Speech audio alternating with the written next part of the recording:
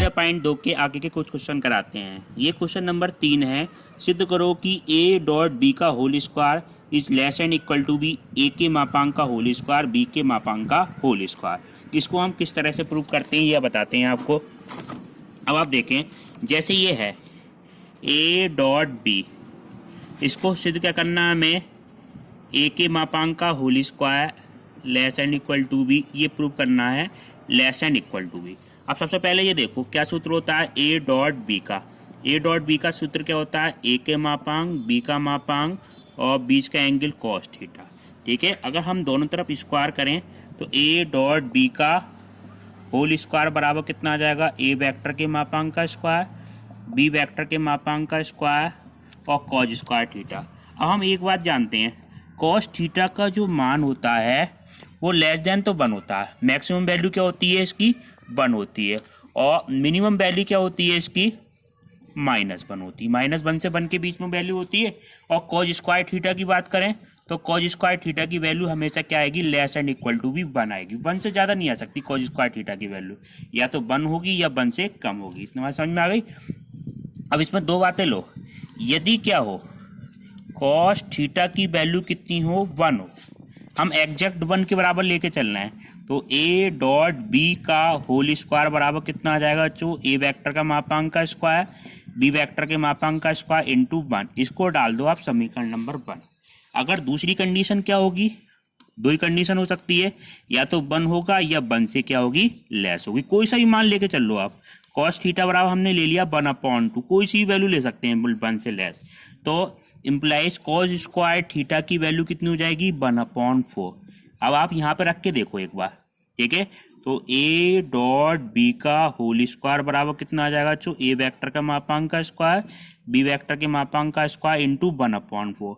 ये 1/4 गुणा में है, तो इस यानी कि इसकी वैल्यू क्या होगी, ग्रेटर तो होगी। देखो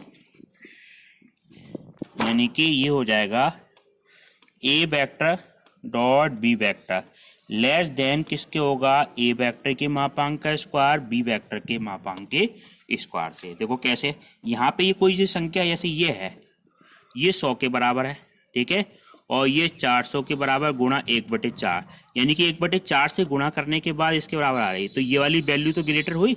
ये तो आपको समझाने के लिए। तो आप देखो इसको क्या लिख सकते हैं आप, समीकरण नंबर 2। अब समीकरण 1 और 2 से देखो, समीकरण 1 और 2 से वैल्यू क्या हो जाएगी, ए डॉट बी इसका whole square less and equal to कितना हो जाएगा, ए के मापांक का स्क्वायर और बी के मापांक का होल स्क्वायर। ये आपका क्या हो गया, प्रूफ हो गया।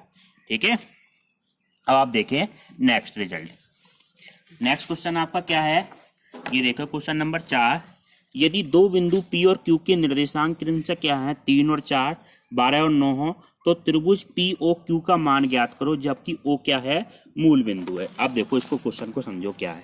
जैसे आपके ये दो बिंदु हैं, P बिंदु के निर्देशांक कितने दे रखे हैं, 3,4, Q बिंदु के निर्देशांक कितने हैं, 12,9, O बिंदु हमारा कौन सा है, ये O बिंदु है, इसको बीच का कोण क्या मान लो, थीटा मान लो। POQ का मान हमें ज्ञात करना। सबसे पहले आप OP वेक्टर निकालें, तो OP वेक्टर कैसे निकालेंगे, इसके स्थिति सदिश कितना हो जाएगा, 3i + 4j। इसको क्या मान लो थोड़ी देर के लिए, A वेक्टर मान लो, ठीक है। और OQ वेक्टर क्या बन जाएगा बच्चों, ये बन जाएगा 12i + 9j बराबर कितना आ जाएगा, B वेक्टर। बीच का कोण cos थीटा, तो cos थीटा बराबर कितना हो जाएगा, A डॉट बी अपॉन ए का मापांक और बी का मापांक। दो वेक्टरों के बीच का कोण का सूत्र हमारा ये होता है। तो ऊपर का डॉट प्रोडक्ट करो, 3i + 4j dot product 12i + 9j बटे इसका मापांक कितना हो जाएगा, 9 + 16, और इसका मापांक क्या हो जाएगा बच्चों, √ के अंदर 144, और प्लस ये कितना है 5 × 9, इसका स्क्वायर कितना हो गया, 81।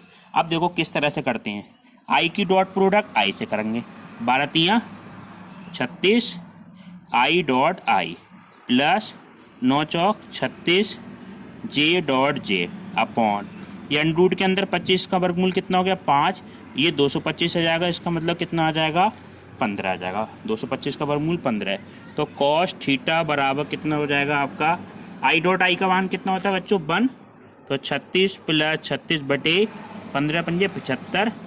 तो कॉस थीटा बराबर कितना हो जाएगा 72 बटे 75। ये काट दो आप, किससे कट जाएगा 3 से, तो 24 बटे 25।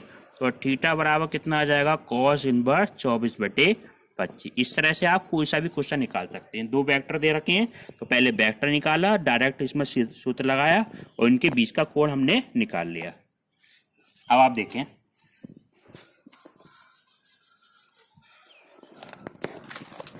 यदि ए वेक्टर बराबर 3i minus 16j plus 5k तथा बी वेक्टर बराबर 3i plus j plus 2k हो तो सदिश सी ज्ञात करो, जिसमें सिद्धो ज्ञात करो कि A vector B vector C vector एक समकोण त्रिभुज की भुजाओं को निरूपित करता है। ठीक है, सी सदिश ज्ञात करना और ए भी समकोण त्रिभुज की भुजाओं को निरूपित करता है। आप सबसे पहले ये देखो, ये दो भुजाएं हमें कौन कौन सी दे रखी हैं। ए वेक्टर बराबर कितना है 2i माइनस के 16j प्लस 5k, ए वेक्टर हमें ये दे रखा है। और दूसरी भुजा के लिए वेक्टर क्या दे रखा है 3i plus j plus 2k।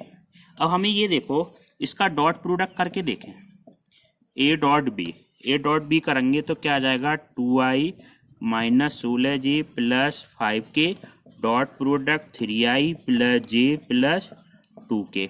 तो इसका मान कितना हो जाएगा 3 दूनी 6 i dot i minus 16 j dot j plus के 10 k डॉट k। ठीक है, ये मान कितना आ गया 6 माइनस 16 प्लस के कितना हो जाएगा 10, इसका मान 1 1, ये आपस में कैंसिल होकर कितना आ जाएगा 0 आ गया। तो हमने क्या देखा, इन दोनों वेक्टरों का डॉट प्रोडक्ट क्या आ गया 0 आ गया। तो इन दोनों वेक्टरों के बीच का कोण कितना होगा 90 डिग्री होगा। जब 90 डिग्री हो गया एक त्रिभुज में कोण, यानी कि ये त्रिभुज कैसा हो गया समकोण हो गया। ये वेक्टर आपका इस तरह से हो गया। ये वेक्टर कैसे भी ले सकते हैं, ए वेक्टर ये हो गया, आप बी वेक्टर ये हो गया, ओ ये ले लो। अब इसमें क्या ज्ञात करना, तीसरी भुजा भी हमें ज्ञात करनी है सी वेक्टर। तो इसको आप ओ ए और बी। अब इसमें त्रिभुज का नियम लगा दो। त्रिभुज का नियम देखो क्या होता है, त्रिभुज ओ ए बी में हम ओ से लेके बी तक प्लस बी से लेके ए तक, इसका परिणामी हमारा क्या आना चाहिए, ओ से लेके बी तक जा रहा है, बी से लेके ए तक, तो ओ से ए तक हम डायरेक्ट आ सकते हैं। तो इसका परिणामी क्या आ जाएगा ओ ए। ये कौन सा नियम होता है त्रिभुज का नियम। ये त्रिभुज का नियम होता है वेक्टरों को जोड़ने के लिए। अब हमें निकालना क्या है, बी ए वेक्टर निकालना है। तो बी ए वेक्टर कितना आ जाएगा ओ ए माइनस ओ बी। ओ ए का मान कितना है, ओ ए वेक्टर हमारा क्या है बी वेक्टर है, तो बी वेक्टर हमारा कितना है 3i plus j plus 2k minus O B vector हमारा कितना है, ओ ए वेक्टर हमारा ये है, ये वाला वेक्टर है हमारा 2i minus 16j plus 5k minus O B vector कितना 3i plus j plus 2k। ठीक है, इसमें को हटा दो, आप क्या वैल्यू आ जाएगी माइनस i माइनस 17j, यह माइनस के 2i और माइनस 3i, तो माइनस i माइनस 16 माइनस के j, तो माइनस 17j और प्लस की कितना आ जाएगा ये 3k। ये आपकी क्या आ जाएगी तीसरी भुजा का मान आ जाएगा, कर्ण का मान। ठीक है, सबसे पहले हमने दो भुजाओं का डॉट प्रोडक्ट लेके ये दिखाया कि दोनों के बीच का कोण कितना है 90 डिग्री। फिर त्रिभुज के नियम से तीसरी भुजा का मान निकाल लिया हमने। इसको हम और तरह से भी चेक कर सकते हैं, अगर हम इसका मापांक का स्क्वायर करेंगे और इसके मापांक का स्क्वायर इसके मापांक के स्क्वायर के क्या होगा बराबर होगा। पाइथागोरस से भी आप कर सकते हैं चेक इसको। ठीक है, अब आपका नेक्स्ट क्वेश्चन क्या है, अब आप देखें क्वेश्चन नंबर 9। क्वेश्चन नंबर ये है, इसको देखें, यदि ए प्लस बी वैक्टर बराबर ए माइनस बी वैक्टर, तो सिद्ध करना है ए और बी वैक्टर परस्पर कैसे होंगे लंब सदिश होंगे। तो देखो इसको किस तरह से करें, बहुत इंपॉर्टेंट क्वेश्चन है, इसको समझिए ध्यान से। क्वेश्चन क्या दे रखा है, ए प्लस बी वैक्टर का मापांक बराबर ए माइनस बी वैक्टर, ये दिया है। अब इसमें दोनों तरफ क्या कर दो आप वर्ग कर दो। वर्ग करने पे तो ए प्लस बी वैक्टर का जब किसी का वर्ग करते हैं तो उसी वेक्टर से क्या कर देते हैं डॉट प्रोडक्ट। तो a minus B dot product a minus B. अब देखो ठीक है, तो ये क्या वैल्यू आ जाएगी a dot a plus A dot B plus B dot A plus B dot B बराबर कितना हो गया? बिल्कुल सिंपल डॉट प्रोडक्ट, ए का ए के साथ डॉट प्रोडक्ट माइनस ए का बी के साथ डॉट प्रोडक्ट माइनस बी का डॉट प्रोडक्ट ए से माइनस माइनस प्लस का बी के साथ डॉट प्रोडक्ट। ठीक है, अब आप देखें ये तो सिंपल कैंसिल हो जाएंगे, ये बी डॉट बी कैंसिल हो जाएगा। अब इसमें क्रम विनिमय का नियम पालन करता है, तो ए डॉट बी, इसको बी डॉट ए को क्या लिख सकते हैं बच्चों? ए डॉट बी लिख सकते हैं, बराबर ये क्या हो जाएगा? माइनस ए डॉट बी, इसको भी क्या लिख लो आप? प्लस का, ये माइनस का ही रहेगा ए डॉट बी। अब सारी वैल्यू एक तरफ जोड़ के आ जाएंगी, 1 2 3 4, तो इसको एक तरफ लाएंगे तो 4 ए डॉट बी बराबर 0। ये कौन सा नियम लगा है? ये तो क्रम विनिमय का नियम लगा है। तो इसको एक तरफ जोड़ दिया, इसको 4 को क्या कर देंगे हम? 0 में डिवाइड कर देंगे, तो ए डॉट बी बराबर 0। तो ए वेक्टर लंबवत परपेंडिकुलर किस पे होगा? B vector. अतः ए और बी आपस में कैसे होंगे? लंबवत वेक्टर होंगे। ठीक है, आप देखें नेक्स्ट क्वेश्चन। अब आप देखें बच्चों, ये नेक्स्ट क्वेश्चन ये है, यदि बिंदु ए बी सी डी की निर्देशांक क्रमशः 3 2 और 4 4 5 और -1 6 3 और 2 2 1 0 हो तो सिद्ध करना है कि रेखा ए बी और सी डी परस्पर कैसी होंगी? लंबवत होंगी। इसमें 4 बिंदु के निर्देशांक दे रखे हैं। कौन कौन से बिंदु निर्देशांक दे रखे हैं? ए के निर्देशांक कौन से दिए हैं? 3 2 4। बी बिंदु के निर्देशांक है 4 5 -1। सी के निर्देशांक बच्चों हैं 6 3 2 और डी के निर्देशांक कितने हैं? 2 1 0। सिद्ध क्या करना है? ए बी और रेखा ए बी और सी डी रेखा परस्पर कैसी होंगी? लंबवत। तो सबसे पहले हम क्या निकालेंगे? ए बी वैक्टर निकालेंगे और सी डी वैक्टर निकालेंगे और इसका डॉट प्रोडक्ट दिखा देंगे। किसी तरह डॉट प्रोडक्ट 0 दिखा देंगे तो ये क्या हो जाएंगी? परस्पर लंबवत होंगी। तो ए बी वैक्टर निकालने के लिए ए का स्थिति सदिश क्या हो जाएगा बच्चों? ये क्या आएगा? 3i plus 2j plus 4k। इसी तरह से ओ बी वैक्टर कितना आ जाएगा बच्चों? 4i प्लस 5j माइनस के। ओ सी वैक्टर बिल्कुल simple 6i plus 3j plus 2k और ओ डी वैक्टर कितना आ जाएगा? 2i plus j plus 0k। ये वेक्टर आ गया। हमें क्या निकालना है? ए बी वैक्टर निकालना है। तो ए बी वैक्टर बराबर क्या होता है? Position vector B minus position vector A. B के स्थिति सदिश में से ए का स्थिति सदिश घटा दो आप। तो इसका मान कितना आएगा? घटाने पे ये वैल्यू आ जाएगी आई, देखो सिंपल घटा रहे हैं, और ये कितना आ जाएगा? 3j।